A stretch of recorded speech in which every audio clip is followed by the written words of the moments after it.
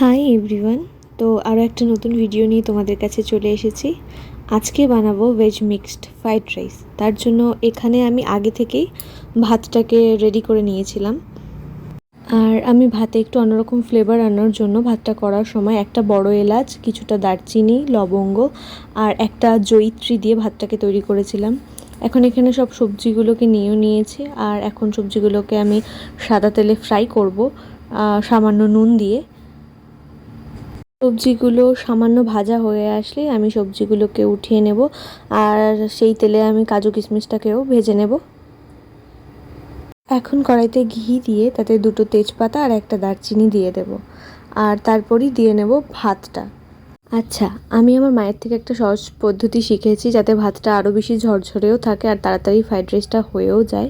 সেটা হলো, আমি এখানে ভাতটা ঝরিয়ে নেওয়ার পরই চিনি লবণ স্বাদ মতো দিয়ে ভাতটাকে মাখিয়ে রেখেছিলাম। এখন আমার সামান্য দরকার পড়েছে তাই আমি আবার সেটা দিয়েছি।